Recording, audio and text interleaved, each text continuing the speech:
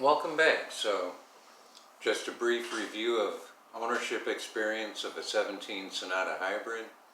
I've posted a few videos about the one I have or had, and questions even now come up. What was your experience? Would you suggest buying one? I'm looking at them used. I'd like some feedback. So here's from day one, purchase new. My wife purchased it, 10-year or lifetime hybrid battery warranty for original owner.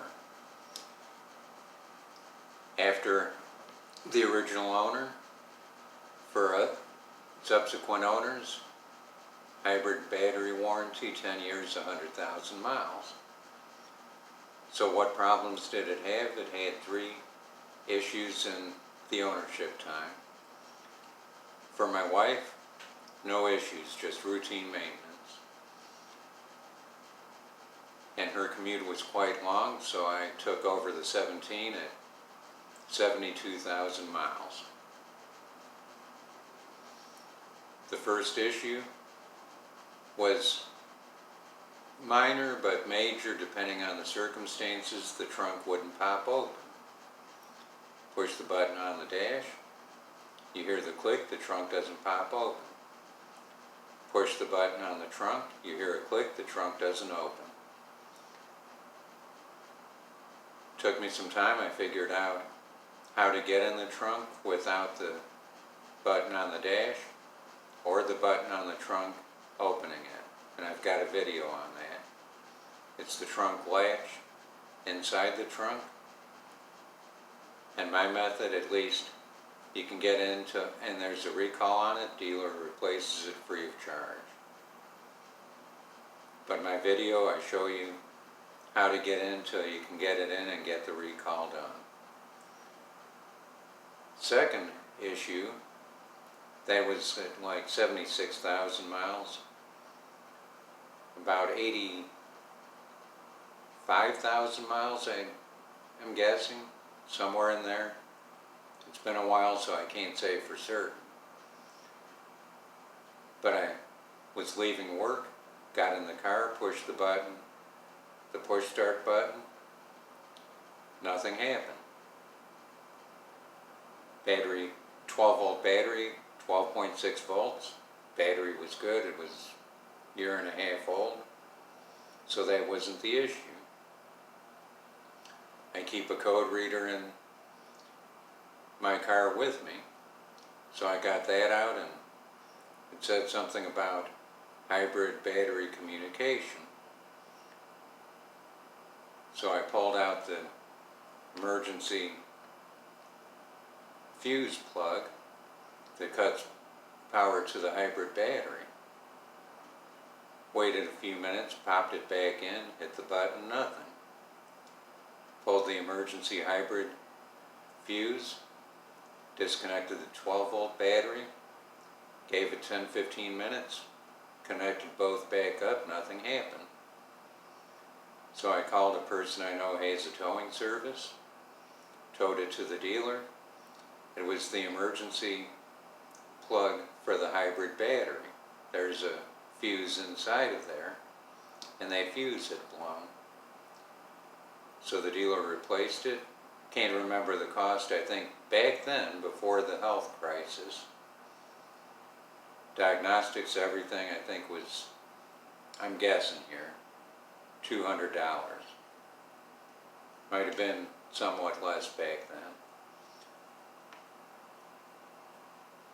Everything was good till 108,000 miles or somewhere in there.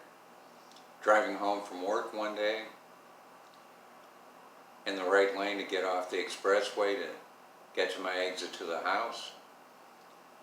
The dash lit up like a Christmas tree. It went into limp mode, and the charge indicator for the hybrid battery was showing full discharge. Got on the shoulder, hooked up the diagnostic scanner, and it said hybrid communication lost. Shut it off, waited 5-10 minutes, pushed the start button. The charge battery for the hybrid or the charge indicator, sorry, for the hybrid battery showed no charge and no discharge. Cool, it corrected itself. Put it in drive. The hybrid battery charge indicator dropped almost all the way to discharge. But it was in limp mode where I was able to take the exit, get to a restaurant parking lot out of everybody's way, called the tow truck, took it to the dealer, and the dealer did standard first level diagnostics, erase the codes, see if it starts, and see what comes back and what the issue is. The dealer erased the codes, drove it around the property, nothing came back. And I touched base with the service manager, and he said, we've driven around the property, all we did was clear the codes, nothing came back. It hasn't duplicated. Well, if you got somewhere to go ahead and take it. I'm saying nothing about putting miles on it. And he had a meeting about 90 miles away the next day.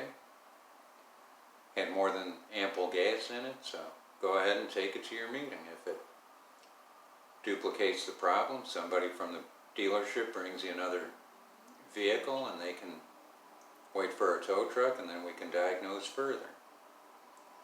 He took it to his meeting and back and called me and said, no problem. This was on a Thursday. I asked him, will you take it, leave your vehicle here, and drive mine through the weekend, Friday, Saturday, Sunday, and Monday, bring it to work, take it home Monday night, call me Tuesday and let me know what you think. And he said, sure.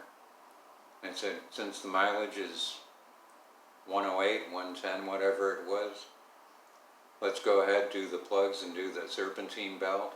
It's probably due for those anyway. And he's, not a problem.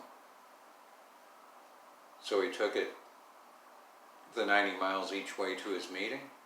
No issue, drove it Thursday, Friday, Saturday, Sunday, and Monday. No issue. Started, ran, drove just the way it should.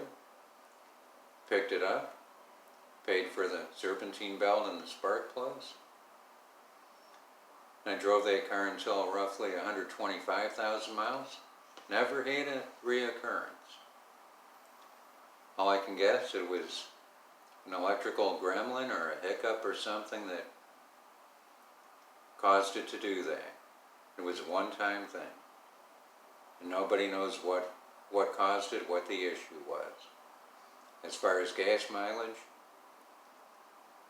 made 2 trips to Phoenix from Dallas, a few trips to Houston from Dallas as well. Highway mileage was 36, 37, maybe 38 highway. And the Phoenix trips were about 2,200 miles round trip, including some driving around in Phoenix once I got there. In town, somewhere around 40, because stoplights and whatnot, the hybrid battery was running everything. The gas wasn't kicking in that often. And I've been asked, would you buy a Sonata hybrid, a 17 or an 18? Because in 19 they went to 10-year, 100,000 mile hybrid battery warranty for original owner. My answer to that, if it's, say, 60, 70,000 miles, and the second, third, fourth owner, etc. is 10 years, 100,000 miles on the hybrid battery, it'd be a solid 8 on yes. If it's over 100,000 miles, would I buy a 17 or 18 Sonata hybrid? Being out of hybrid battery warranty, I'd be 4.5, realizing whatever might go wrong is fully my expense. So I hope this answered some of the questions that have popped up, what my experience was, how many issues it had, and would I buy another. So thanks for coming by.